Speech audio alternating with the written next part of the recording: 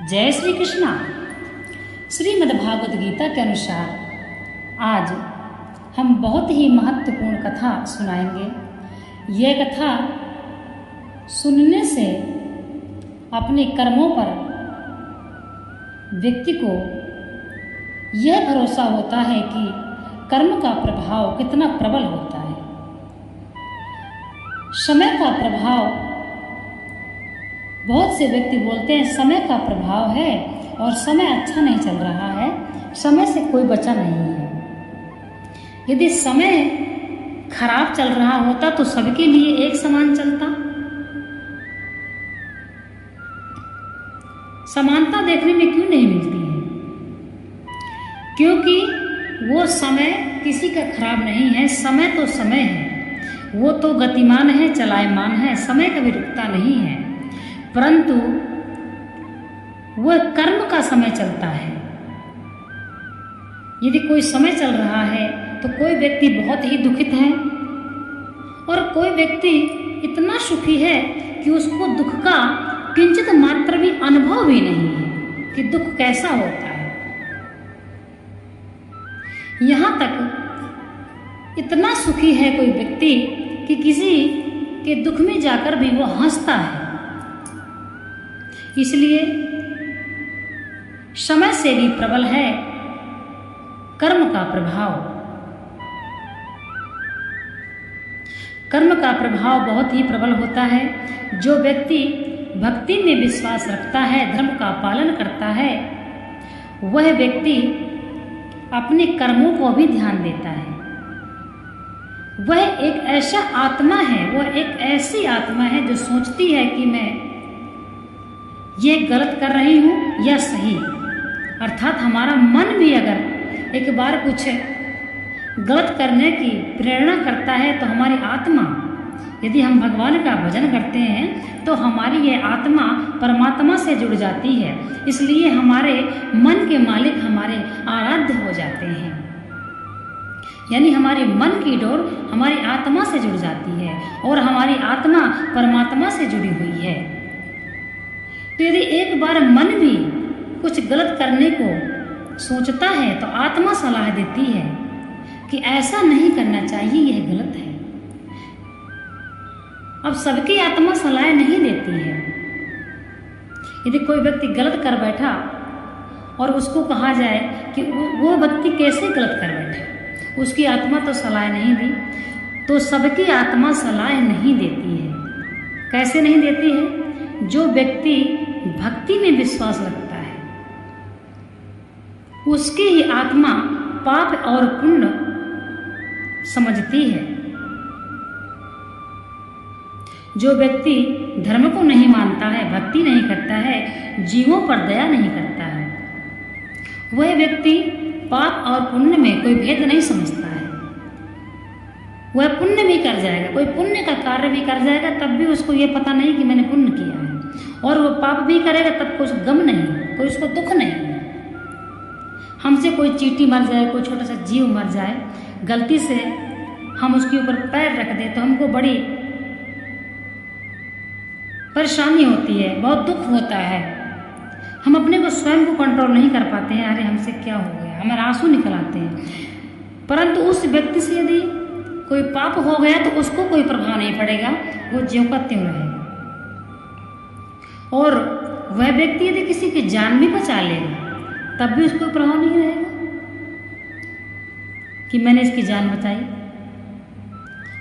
तो ऐसा व्यक्ति जो पाप और पुण्य में भेद नहीं समझता, वह पुण्य तो करता है परंतु वह पाप इतने करता है कि उसका पुण्य पाप से कम रहता है और उसके पाप का पलड़ा भारी हो जाता है। और जो व्यक्ति आराध्य पर भरोसा रखता है, पाप और पुण्य समझता है, वह व्यक्ति बहुत सोच सोच के चलता है। इसलिए उस व्यक्ति से गलती से पाप होते हैं और जानबूझ के वह पुण्य करता है तो उसके पुण्य ज़्यादा हो जाते हैं। बस यही अंतर है। भगवान श्रीमद् भागवत गीता में भगवान श्री कृष्ण अर्जुन से कहते हैं, हे पार्थ, यदि कोई सच्चा भक्त मेरी भाव से पूजा करता है तो मैं वहां विधान नहीं देखता, ना मैं यह देखता कि यह व्यक्ति किस नियम से मुझे पूजा कर रहा है या विधान से पूजा कर रहा है या नहीं। मैं कोई विधि विधान नहीं देखता, ना ही उस व्यक्ति से मैं बड़े बड़े चढ़ावे मांगता, क्योंकि भगवान सिर्फ भाव के भूखे हैं। ना भगवान अमीरी देखते हैं और ना भगवान गरीबी में फर्क समझते हैं, ना ही भगवान सुंदरता देखते हैं।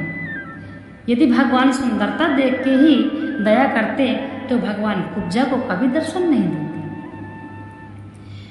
यदि भगवान जाति भेद समझते तो श्री राम भिलनी को कभी दर्शन नहीं देते। प्रमाण है हमारे पास, हमारे शास्त्र जब आप पढ़ेंगे तो आपको शास्त्रों में यह ज्ञान हो जाएगा। तेरा तुझको अर्पण क्या लागे मेरा, यानी सब कुछ तो भगवान का है और हम उसी को दे रहे हैं। ये भाव रखें, हमारा तो कुछ है ही नहीं, हम स्वयं भी नहीं हैं। जिस दिन हमारे शरीर में ये हाथ पैर भी काम करना बंद कर देंगे, हम बुढ़े हो जाएंगे तो हमारे दांत भी हमको धोखा दे देंगे, हमारी आंखें भी हमको दिखना बंद हो जाएगा, कानों से हमको सुनना भी बंद हो जाएगा। इसलिए हमारा कुछ नहीं है, हम कुछ भी नहीं है। इसलिए अमीरी और गरीबी जाति पाति तुच्छ मनुष्य ही समझता है।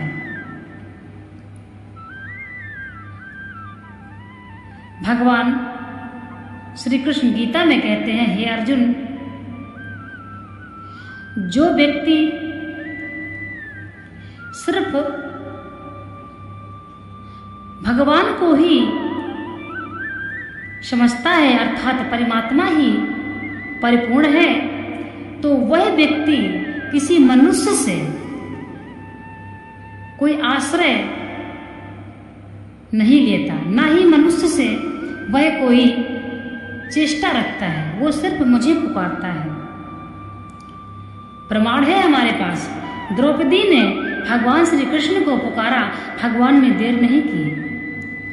और यदि मनुष्य के ऊपर कोई आपत्ति आती है तो पहले मनुष्य 4 घरों में जाके सहायता मांगता है। ऐसी ऐसी बात हो गई है और ऐसा ऐसे हमको दिक्कत है, कृपया हमारी मदद करिए।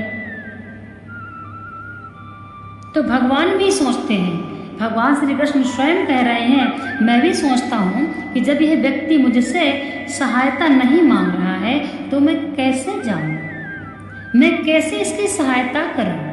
भगवान तो बैठे रहते हैं कि मुझे कोई पुकारे आपत्ति में भगवान तुरंत आते हैं, परंतु जब व्यक्ति भगवान को पूर्ण नहीं समझता है, भगवान पर भरोसा नहीं करता है, वो बेशक एक बार भगवान के लिए बोल देगा भगवान मेरी मदद करे, परंतु वह भगवान से कोई भरोसा नहीं रखता है।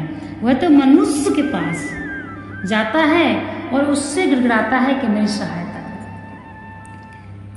और जब वह सब जगह से थक हार जाता है तब वह भगवान से हाथ जोड़ के विनती करता है, हे प्रभु क्या हो गया है, कहीं से कोई रास्ता नहीं दिख रहा, कोई मेरी सहायता नहीं कर रहा है, हे प्रभु ये कैसा समय चल रहा है, मैं क्या करूं, हे परमात्मा मुझे कोई रास्ता दिखाएं और मेरा ये संकट दूर करें।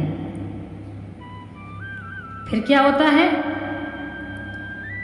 कोई ना कोई ऐसा व्यक्ति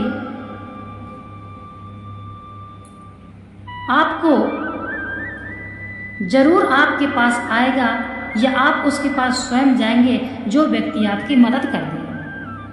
और आप क्या कहेंगे, इतने लोगों से मदद मांगी लेकिन किसी ने नहीं किया, लेकिन उस आदमी ने मेरी मदद करी, वह आदमी बहुत अच्छा है।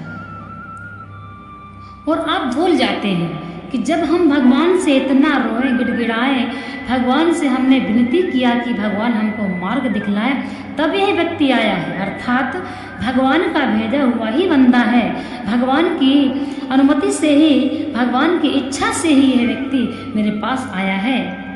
तो उस समय भगवान को लोग बिल्कुल भूल जाते हैं। ऐसा नहीं करना चाहिए। भगवान को भी धन्यवाद देना चाहिए कि हे प्रभु, आपने मुझे सहायता प्रदान करी, किसी के द्वारा प्रभु मेरा कल्याण हुआ। भगवान कहीं ना कहीं किसी न किसी रूप में हर परिस्थिति में अपनी भक्त की मदद सहायता अवश्य करते हैं, कभी उसको डूबने नहीं देते हैं। ये साक्षात भगवान श्री कृष्ण की दिव्य वाणी गीता में बताया जा रहा है। जय श्री कृष्ण।